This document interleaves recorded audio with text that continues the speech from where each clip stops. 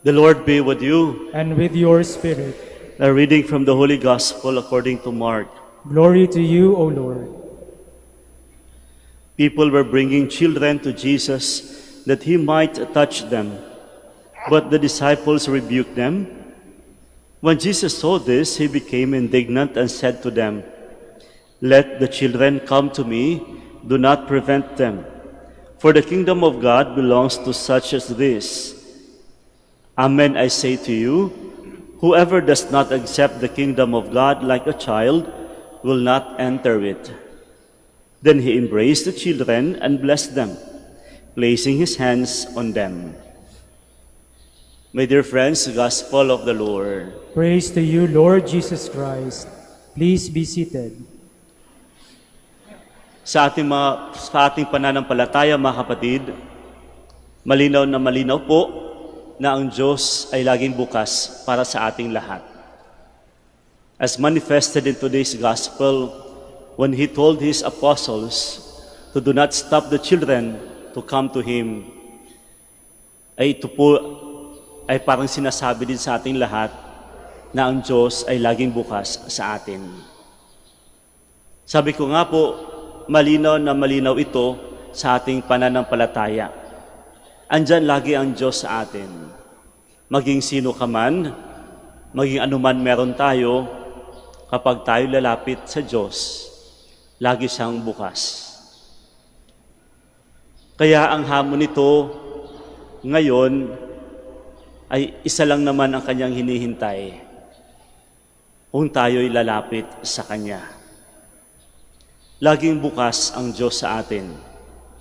Isa lang ang kanyang hinihintay. Tayo'y kusang lumapit sa Kanya.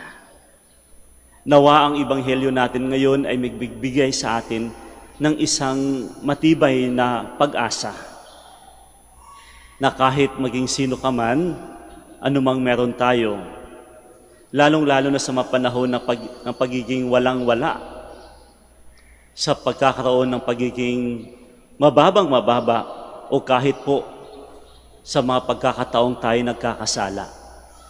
Mga kapatid, sa pamamagitan ng Ebanghelyong ito, pinaparating sa atin na ang Diyos ay laging bukas at handa tayong tanggapin muli. Basta ito lang ang kanyang hamon, sana'y tayo'y laging lalapit sa Kanya. Hindi lang tayo lalapit dahil tayo'y nangangailangan.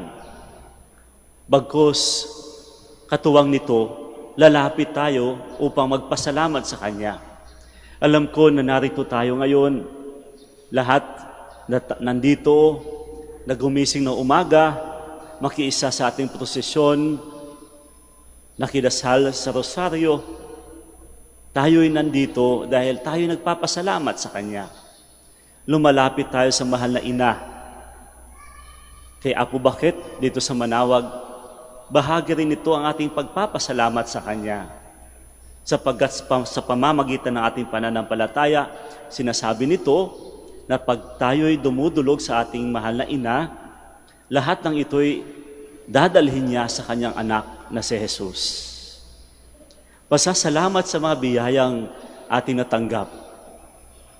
At sabi ko nga po kanina, katuwang din po nito, yung mga di inaasahang eksena ng ating buhay nung pagiging walang-wala.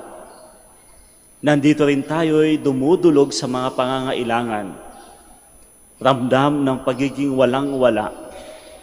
Mga kapatid, nawa ang inyong paglapit sa paglapit natin ngayon sa mahal na Ina, sa Diyos, naway ito'y magbigay sa atin ng matibay na pag-asa. Lumalapit tayo dahil mababang-mababa yung ating kalooban. Marahil yung iba sa atin ay naguguluhan, nalulungkot, naghahanap ng galak sa puso. Sabi ko nga po, mababang-mababa ang pakiramdam. Nawa mga kapatid, yung paglapit natin ngayon sa Kanya ay magbigay ng pag-asang nandyan ang Diyos sa atin. Handa niya tayong muling iaangat. At sa mga pagkakataon na tayo din nagkakasala, sa mga kahinaan natin, Nawa mga kapatid, ang paglapit natin sa Kanya, na talagang bukas ang Kanyang loob na muli tayong tanggapin, ay magbigay din sa atin ng pag-asang tayo'y matanggap ng biyaya ng pagpapatawad. Kaya mga kapatid, nawa ang ating paglapit sa Kanya'y magsilbing inspirasyon ng pagkakaroon ng matibay na pag-asa, a greater hope to have a new beginning, a new start, a better life. Kung noon tayo'y walang-wala, maniwala po tayo, may grasyang ipagkakaloob sa atin. Sa mga pagkakataon na tayo, damang-dama natin yung kahinaan, maniwala po tayo, ang presensya ng Diyos sa ating paglapit ay magbibigay sa atin ng panibagong buhay sa biyaya ng Kanyang pagpapatawad.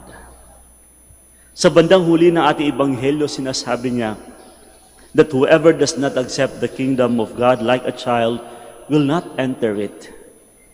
At nais ko pong iparating na ang pagkakaroon ng kaharian ng Diyos sa atin ay mararamdaman natin ito kapag tayo'y magkakaroon ng matibay na pag-asa, a greater hope in the midst of our own weaknesses, iniquities, and even our own sinfulness. This year marks the year of hope. And indeed, kapag kaharian ng Diyos o kaharian ng langit ang pinag-uusapan, it's all about the greater hope that one day, even in the midst of our own sinfulness and weaknesses, at even in our own difficulties and other challenges in life, there will always be hope that one day we will always be together in His kingdom.